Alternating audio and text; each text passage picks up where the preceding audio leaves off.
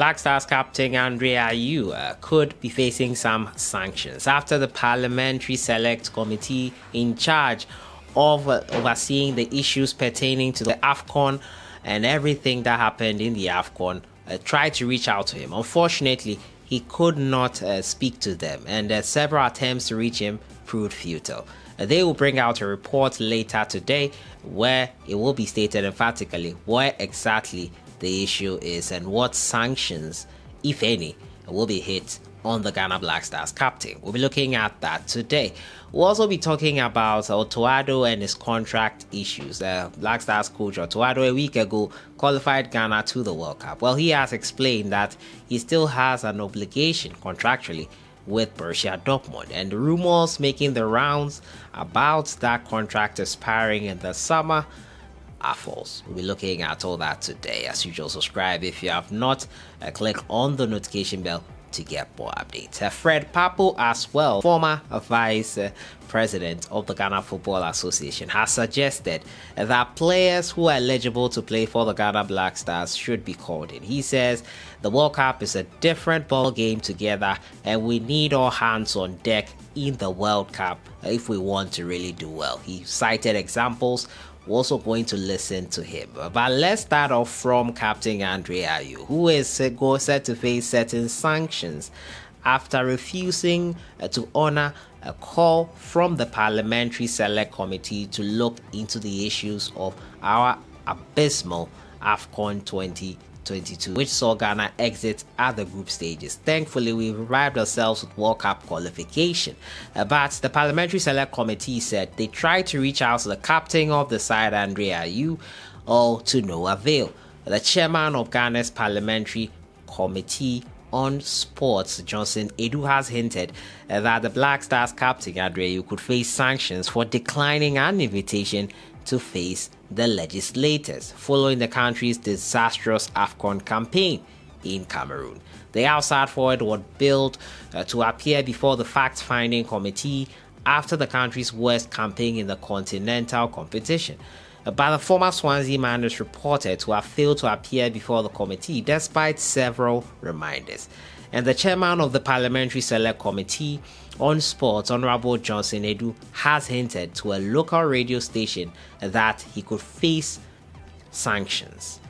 We are done with our work. We will present our reports to floor of Parliament tomorrow, he said. We are not happy about something. The captain of the team, Ayew, has refused our invitation. We've tried to talk to him on Zoom, but with no success. He claimed Ayew refused to attend the meeting after returning home to watch the Ghana versus Nigeria first leg playoff game in Kumasi. Well, he came for the Nigeria game in Kumasi. We invited him again. He didn't come. I won't say much about tomorrow, which is today.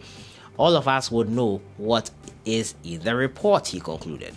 It's unclear the kind of punishment that could possibly be meted out to the star forward. It's quite unfortunate the news coming there. If he was called up even via Zoom, even when he came into the country for the Nigeria game, even after it, if he was called up all these times and did not honor the call, I don't know why.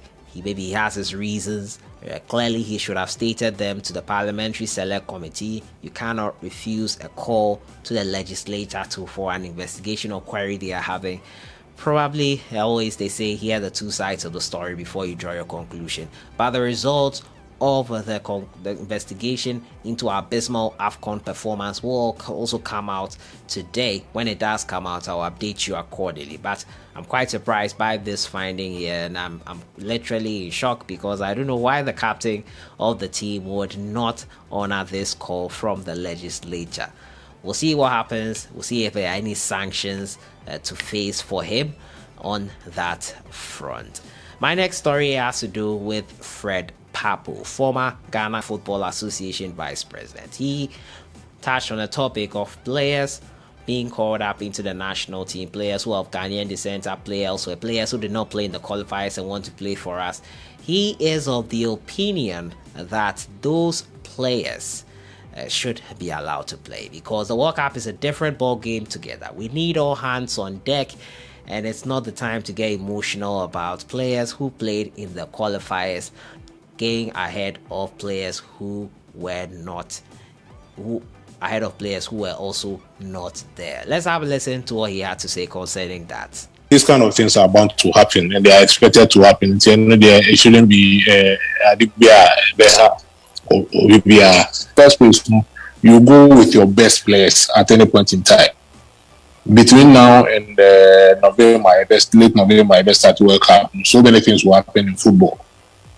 Maybe we hope it doesn't happen, but some people may get injured. Some people will just stop getting playing time.